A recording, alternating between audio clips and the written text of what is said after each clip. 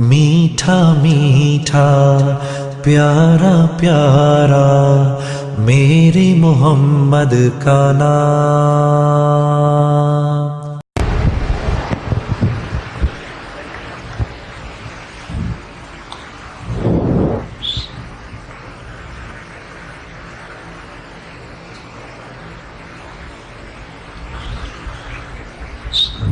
نحمده ونصلي على رسوله الكريم اما بعد۔ آج کے دو مضمون پردہ اور زیتون۔ سورہ نور آیت نمبر 31 کا یہ حصہ ہے، وَلَا يَضْرِبْنَ بِأَرْجُلِهِنَّ لِيُعْلَمَ مَا يُخْفِينَ مِنْ زِينَتِهِنَّ۔ عورتوں کو اللہ تعالیٰ نے اس میں مخاطب کیا ہے، حکم دیا ہے کہ وہ اپنے پیروں کو زمین پر اتنی زور سے نہ ماریں، نہ رکھیں کہ جس سے ان کی مخفی زینت ظاہر ہو جائے۔ یعنی اس آیت میں اللہ تعالیٰ نے حکم دیا کہ عورتوں کو کہ اپنی مخفی زینت، چھپی ہوئی زینت کا اظہار نہ کریں۔ مخفی زینت کا اظہار اس طرح ہو سکتا ہے کہ پیر میں پازیب پہنے جس کے اندر بجنے والی کوئی چیز ہو، یا زیور سے ٹکرا رہا ہو، یا پیر اتنی زور سے رکھا جا رہا ہو کہ جس سے زیور کی آواز نامحرم مرد کو آ رہی ہو۔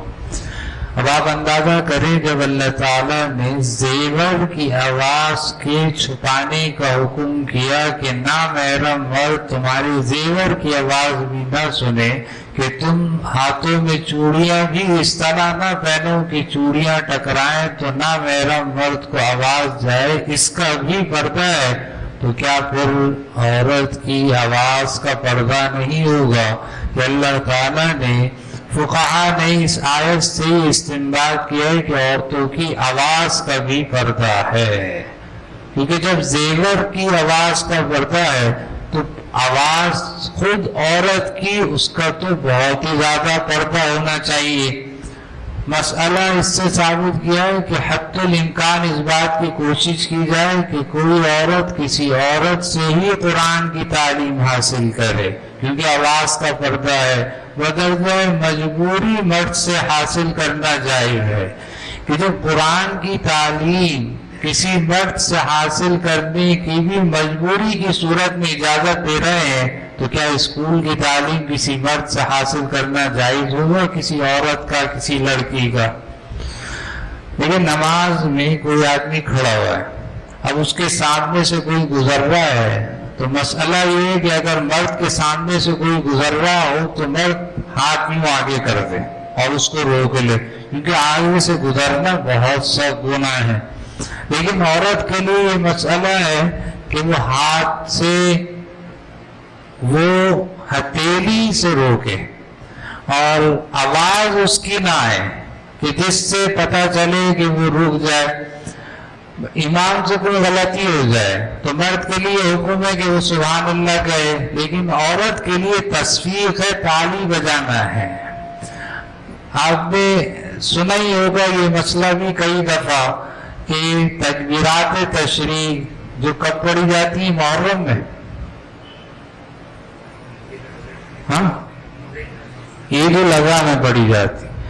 عید الاضحیٰ میں تکبیرات تشریق کا حکم کیا ہے کہ مرد اونچی آواز سے پڑھے، اور عورتوں کے لیے کیا حکم ہے کہ آہستہ آواز سے پڑھے۔ حالانکہ تو سارے دینی کام ہے، جب اس میں اونچی آواز کرنا جائز نہیں ہے، قرآن کی تعلیم میں آواز کا پردہ ہے، تو پھر تو کتنا پردے کا اہتمام۔ تو مخفی زینت کے اظہار سے منع کیا ہے کہ عورت کی جو چھپی ہوئی زینت ہے وہ اس کا اظہار نہ کرے۔ اسی وجہ سے حدیث میں آتا ہے کہ عورت کے لیے خوشبو لگا کر، ایسی خوشبو جو ظاہر ہو رہی ہو، مردوں کے درمیان میں سے گزرنا اس کے لیے جائز نہیں ہے۔ آپ علیہ السلام نے فرمایا کوئی عورت خوشبو لگا کر مردوں کے سامنے سے گزر رہی ہے، وہ زناکار ہے، وہ ایسی عورت ہے کہ جو خوشبو لگا کر مردوں کے سامنے سے گزر رہی۔ تیسری بات اس آیت سے یہ مستنبط ہوتی ہے کہ ایسا برقع پہننا کہ جو مزین ہو، ملمع ہو، جس میں کام بھی بنا ہوا ہو، کہ برقعے کو ہی دیکھنے میں آدمی کو مزہ آ رہا ہو، تو ایسے برقع پہن کر بھی باہر نکلنے کی اجازت نہیں ہے۔ چیز آئے کہ ایسے کپڑے پہننا جس کا اظہار ہی جائز نہیں، برقع پہن کر بھی جس میں بیل بوٹیاں بنی ہوئی جو چمکدار ہے، بقول مولوی صاحب کے کہ آج کل کے برقعے کے لیے بھی برقع چاہیے۔ تو آپ اندازہ کریں کہ جب اللہ تعالیٰ نے زیور کی آواز کا اور عورت کی آواز کا، اس کی خوشبو کا اور اس کے برقعے کا پردہ کا حکم دیا ہے، تو کیا اس کے چہرے کے پردے کا کوئی حکم نہیں ہوگا؟ کیا چہرہ چھپانا، چہرے کا اظہار غائب ہوگا؟ 7 آیتیں ہیں قرآن کی پردے سے متعلق کہ جس میں چہرے کا چھپانے کا حکم ہے، پردے کا حکم ہے، کہ اصل تو چہرہ ہی ہے زینت کی جگہ۔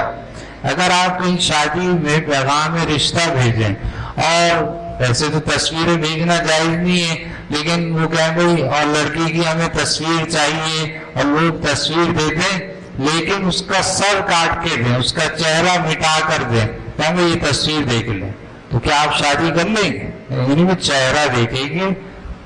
تو جب چہرے کو ہی دیکھ کر فیصلہ ہوتا ہے تو چہرے کا پردہ تو بدرجہ اولا ہے کہ بھائی برقع ہم پہنتے ہیں سب کچھ لیکن چہرہ نہیں چھپاتے۔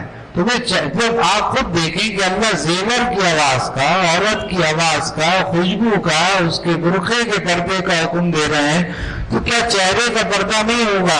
لیکن ہمارے معاشرے میں بے پردگی اتنی عام ہے کہ کوئی ایسی جگہ نہیں ہے کہ جہاں عورتیں باہر نہ نکلی ہوئی ہوں، کہ عورتیں ہر جگہ موجود نظر آتی ہیں۔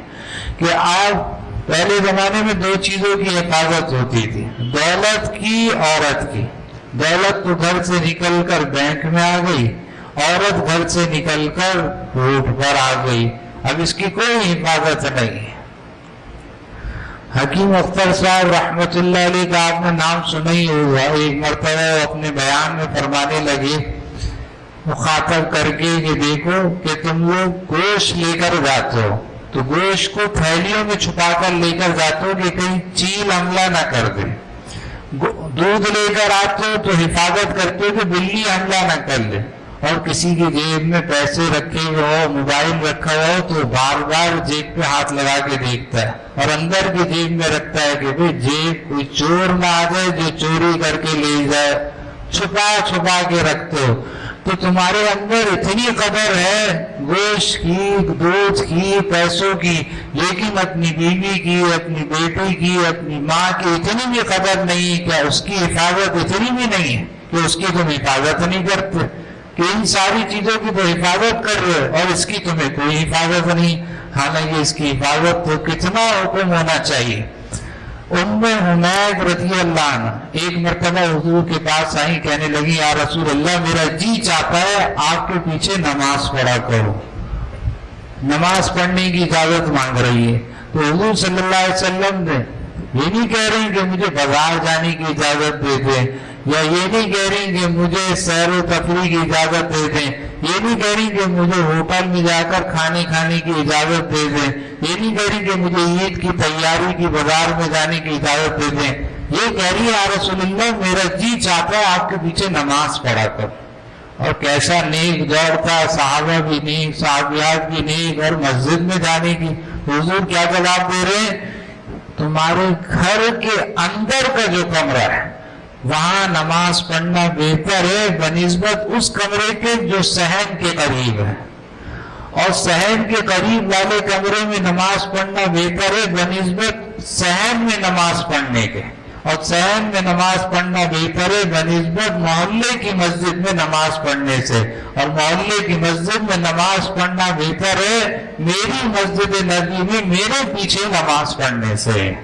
جو حضور نماز کی اجازت نہیں دے رہے، پسند نہیں فرما رہے، تو پھر آپ کیا بازار میں جانے کی اجازت ہوگی؟ کیسے عجیب طریقے سے لوگ کہہ ہی دیتے ہیں کہ وہ بہت آسانی ہے، ہماری اہلیت جو ہے بس ہر فن مولا ہے، ہم گھر میں بیٹھتے ہیں ہماری بھی شاپنگ کر کے آ جاتی ہیں، ہمیں کچھ نہیں کرنا پڑتا، جتنی خریداری ہوتی ہے وہ خود ہی کر کے آ جاتی ہے امتیاز سے۔ تو بہت اچھی بات ہے یہ کہ آپ نے بچے پالنے کا کام سنبھال لیا ہے، انہوں نے بازار کی شاپنگ کا کام سنبھال لیا ہے، الٹا ہو گیا نظام، الٹا ہو گیا۔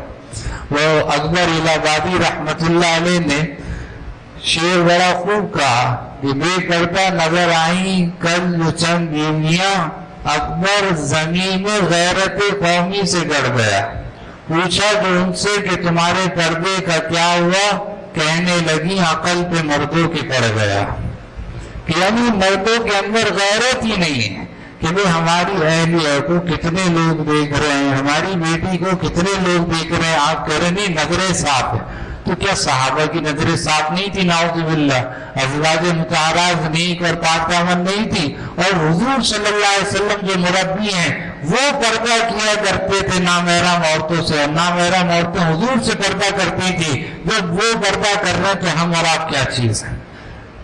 تو یہ کیسی غیرت ہے کہ کوئی احساس ہی نہیں۔ موٹر سائیکل پہ جا رہے ہیں، آپ آگے دیکھ رہے ہیں، آپ کی اہلیہ کو دنیا دیکھ رہی ہے، تو اہلیہ آپ کی یعنی کیسی حیا ہی کا جنازہ نکل گیا۔ شادی سے پہلے ابھی شوہر نے نہیں دیکھا، لیکن مووی والے کو کہتے ہیں تم دیکھ لو اوپر سے نیچے تک، یعنی یہی دیکھنا ہے۔ جب حیا چلی جائے، صحابہ میں تو اتنی غیرت تھی کہ ابو سعید خدری رضی اللہ عنہ کہتے ہیں ہمارے قبیلے کا ایک نوجوان تھا جس کی نئی نئی شادی ہوئی تھی، غزوہ خندق کا موقع تھا، جب دن آدھا ہو جاتا وہ حضور سے اجازت لیتا اور کہتا کہ مجھے گھر جانے دیجیے۔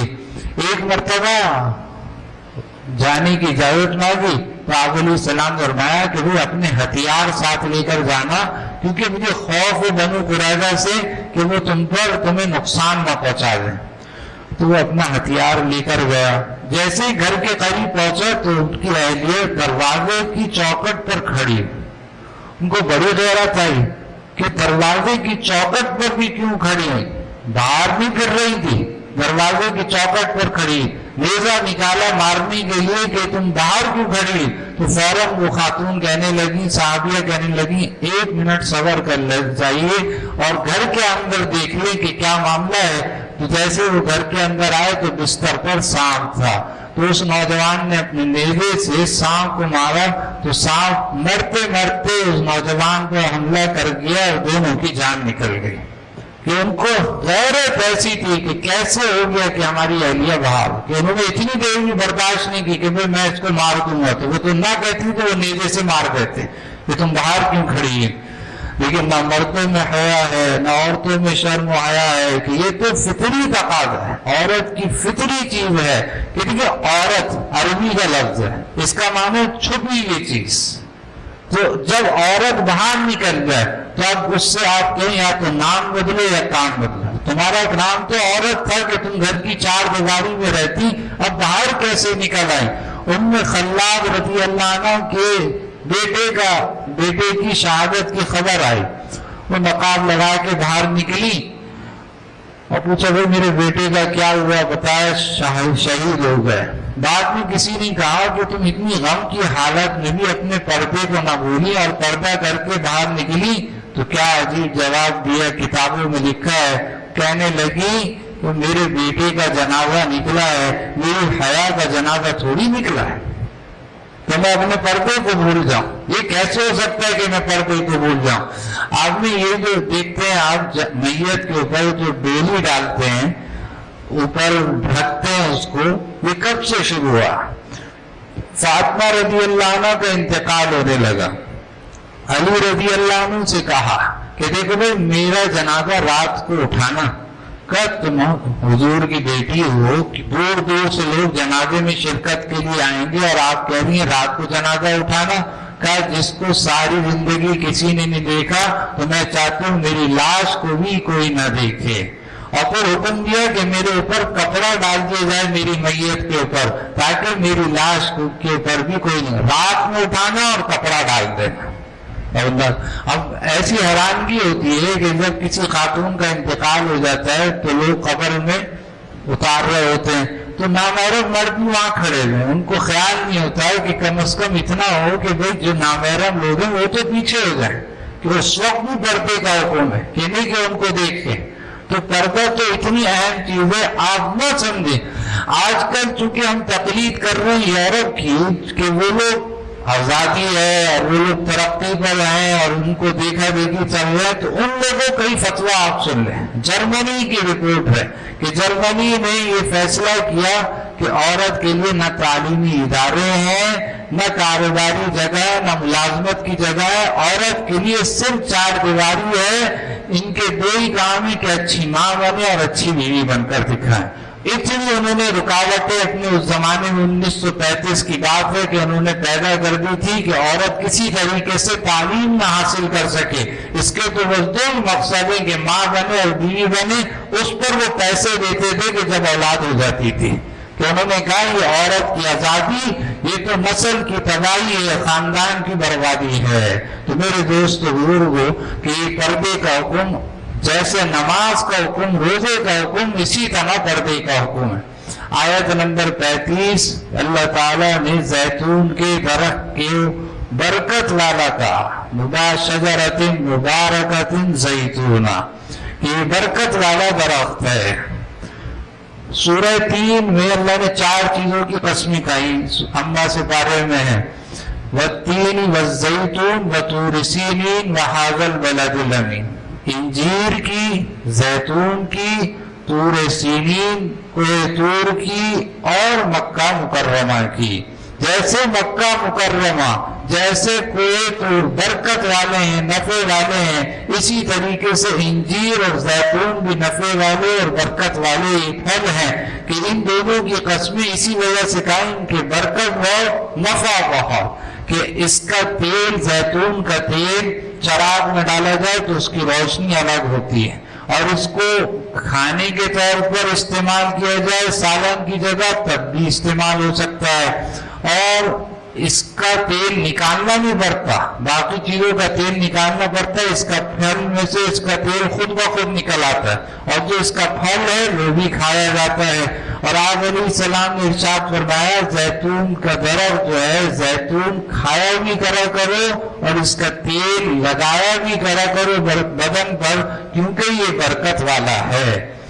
زیتون کا جو تیل ہے اور زیتون، اس کے بارے میں آپ علیہ السلام نے 70 بیماریوں سے شفا ہے، جس میں سے ایک کوڑ بھی ہے، بواسیر کے لیے بھی یہ مفید ہے۔ کھانے کا بھی حکم دیا، لگانے کا بھی حکم دیا کہ زیتون کھایا بھی کرا کرو اس کا پھل، اس کا تیل پیا بھی کرا کرو اور تیل لگایا بھی کرا کرو۔ لیکن ہم کہاں کھاتے ہیں ایسی چیزیں؟ کبھی آپ میں سے کتنے لوگ ایسے ہوں گے کہ جنہوں نے زیتون شاید دیکھے ابھی نہیں ہوگا، کھانا تو دور کی بات ہے، اور کھایا بھی نہیں ہوگا، بہت سارے نے تیل بھی اس کا نہیں پیا ہوگا کہ زیتون ہوتا کیسا ہے۔ ہاں ہم کھاتے کیا ہیں؟ آئس کریم کھاتے ہیں۔ وہ دنیا جہاں کی چیزیں خود بھی کھا رہے ہیں، اپنے بچوں کو بھی کھلا رہے ہیں۔ مفتی رشید احمد صاحب یہ فرمایا کرتے تھے کہ یہ آئس کریم سے معدہ خراب ہوتا ہے، تم لوگ گھوڑے کی خوراک کھایا کرو، یعنی چنے کھایا کرو، جو طاقت کی چیزیں، جو اصلی چیزیں وہ تو ہم نے سب نے چھوڑ دیا اور یہ چیزیں کھاتے۔ اٹلی کا ایک آدمی امریکہ گیا اور وہاں پر اس نے آئس کریم بنانا شروع کیا، لوگوں کو بڑی پسند آئی، ایک نئی چیز تھی اور لوگوں نے بہت کھائی وہ۔ پھر کچھ عرصے کے بعد اس نے امریکہ کی حکومت کو کہا کہ میں چاہتا ہوں مجھے یہاں کی شہریت مل جائے، تو امریکہ کی حکومت نے اس سے کچھ سوالات کیے، اس نے جواب صحیح دیے۔ پھر وہ آخری یہ سوال کیا کہ ہم یہ چاہتے ہیں، یہ پوچھنا چاہتے ہیں کہ اگر تمہیں ہم شہریت دے دیں کیا تمہارے دل میں یہ خواہش ہے کہ تم امریکہ کے صدر بن جاؤ؟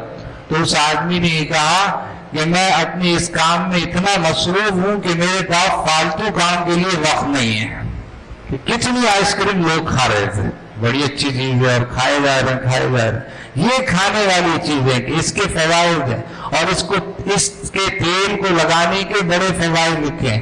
سنت نبوی جدید سائنس، حکیم طارق محمود چغتائی صاحب نے ایک اور دیندار آدمی ہے، بڑی کتابیں لکھی ہیں، انہی کی ایک کتاب ہے، اس میں انہوں نے یہ لکھا ہے کہ میں ایک مرتبہ ایک مریض کے پاس گیا جو بالکل قریب المرگ تھا، میں نے کہا اس کو تیل لگاؤ زیتون کا، اس کی مالش کرو، اس کے لیے فائدہ مند ہے۔ تو وہ چند دن تک مالش ہوتی رہی، وہ آدمی صحیح ہو گیا۔ کہتے ہیں کہ کتنے مریض میرے پاس آتے ہیں اعصابی عضلاتی تناؤ کی، اور کتنے مریض آتے ہیں جو نفسیاتی مریض ہوتے ہیں، تو میں نے ان کو اس تیل کی مالش کا بتایا تو وہ سب صحیح ہونے لگ گئے۔